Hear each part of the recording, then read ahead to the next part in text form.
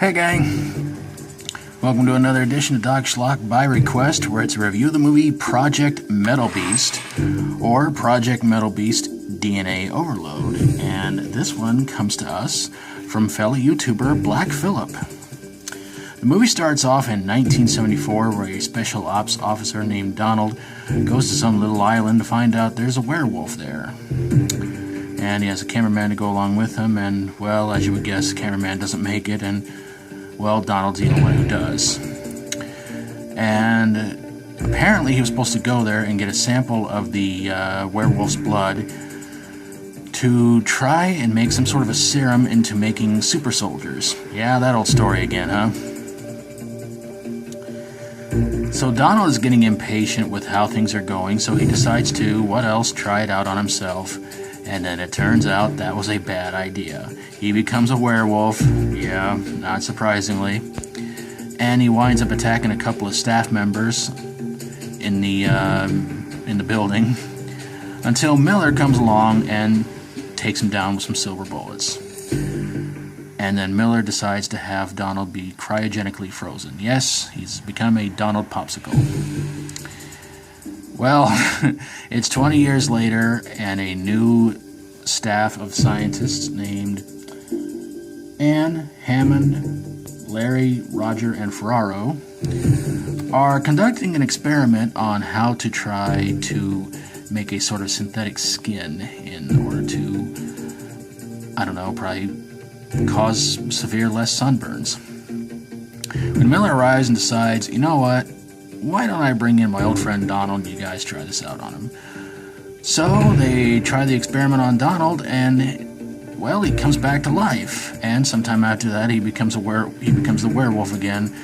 But this time around, it's not quite like being a werewolf. In fact, he becomes, well, what they call the Metalbeast.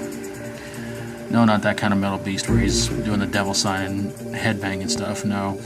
So, of course, naturally, Metalbeast goes around and does what he does. And at one point, he finally gets his revenge on Miller. And it's down to Anne, Debbie, and Ferraro to try and take out the Metalbeast. And they decide to try and use some sort of a missile launcher with sort of like silver missiles to try and take it out. And when all hope seems lost, Ferraro shows up in the nick of time and blows it up. So Anne, Debbie, and Ferraro leave the building thinking everything's okay, but it would appear that maybe the Metalbeast is not done yet because, well, it looks like it might try to regenerate itself. So, yeah, I don't think there was a sequel to this one, though. The movie stars Kim Delaney, Barry Bostwick, and Kane Hodder as the Metalbeast. So why did this movie suck?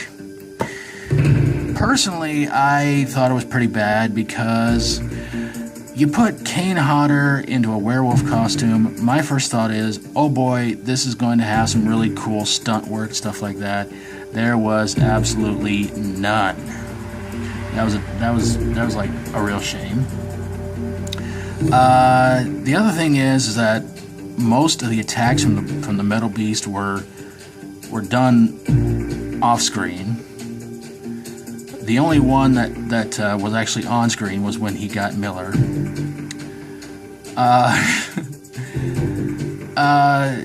So yeah, this movie was kind of disappointing. Would I say predictable? Not too much. At times it was, but ultimately overall it was pretty decent for what it was.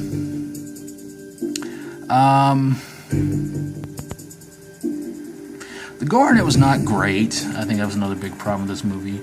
But I will say this much: the makeup effects for Miller when he's on the table, when they somehow spray him down with a fire extinguisher, and it was like half him and half Metalbeast. That was pretty cool. And then there was one point where Metalbeast was coming out of the room, and Anne had a cross, and he just kind of just, yeah, it was like, oh, cross. And it's like, what is this, Howling 2? So yeah, that didn't make a whole lot of sense. I don't think there was a whole lot of explanation for that one either. It's like, why did he not like a cross? I don't understand that. Did I miss something? Maybe I did. I don't know. There was a lot of this movie that I did miss out on because it took almost an hour into the movie before anything really started to happen. So you got to kind of hang in there for that. But the only thing I could recommend for this movie to watch it all the way through would be Barry Bostwick, because he was great as Miller.